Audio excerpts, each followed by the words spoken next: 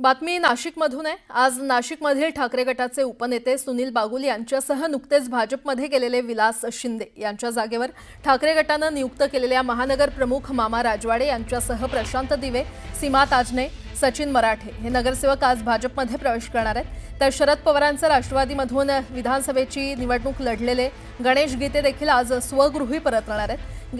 गणेश गीते यांच्यासोबत नगरसेवक कमलेश बोडके हे देखील भाजपमध्ये प्रवेश करणार आहेत आणि या प्रवेश सोहळ्यामुळे ठाकरेंच्या शिवसेनेला मोठा धक्का बसणार आहे। कारण अवघ्या काही दिवसांपूर्वी नियुक्त करण्यात आलेले महानगर प्रमुख मामा राजवाडे हे देखील भाजपमध्ये प्रवेश करणार आहेत। विशेष म्हणजे सुनील बागुल आणि मामा राजवाडे यांच्या विरोधात कालच नाशिकमध्ये दरोड्याचा गुन्हा दाखल झाला होता। आता हे सगळेच भाजपमध्ये प्रवेश करणार असल्याने नाशिकच्या राजकारणात खळबळ माजली आहे। नाशिकमध्ये भाजपमध्ये होत असलेल्या इन्कमिंगवर खासदार राऊतांनी टोला लगावलाय। भारतीय जमवाजमव पार्टीची कमाल आहे। नाशिकमध्ये शिवसेना पदाधिकाऱ्यांवर आधी खोटे गुन्हे दाखल केले। हे सर्व पदाधिकारी अटकपूर्व जामिनासाठी न्यायालयामध्ये गेले। पोलीस अटक करतील म्हणून हे सगळे जण फरार झाले।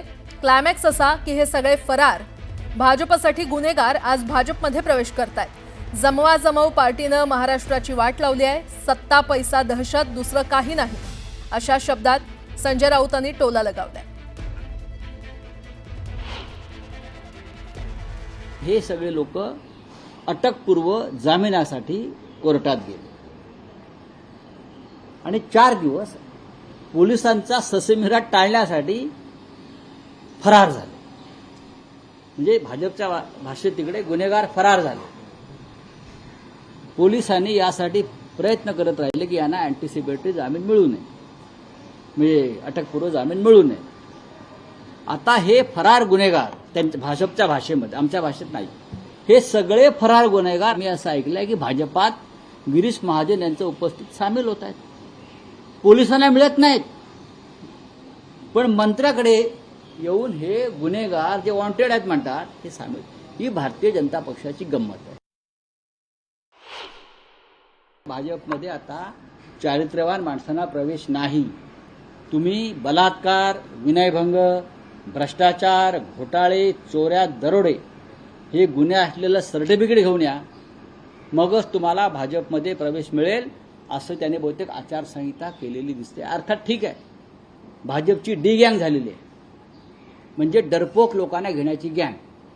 सगळे डरपोक हे डी गँग ते झालेली आहे। इथे डी गँग म्हणजे दाऊदची आणि केंद्रामध्ये डी म्हणजे डरपोक लोकांची। ही डी गँगमध्ये सगळे गेले, त्यांना त्यांचं जे काय पुढलं आयुष्य आहे हे लपलाप ठरवलं।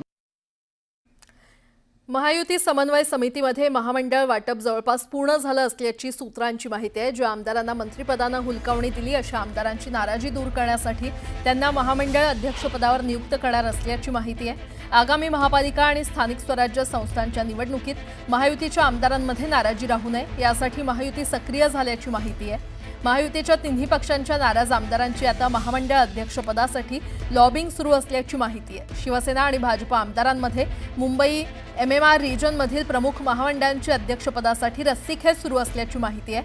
म्हाडा आणि सिडको महामंडळाच्या अध्यक्षपदासाठी सर्वाधिक रस्सीखेच सुरू असल्याची माहिती आहे। तर सर्वाधिक 4 ते 5 वेळा निवडून आलेल्या वरिष्ठ आमदारांना महामंडळ अध्यक्षपदासाठी नियुक्ती करणार असल्याची सूत्रांची माहिती आहे।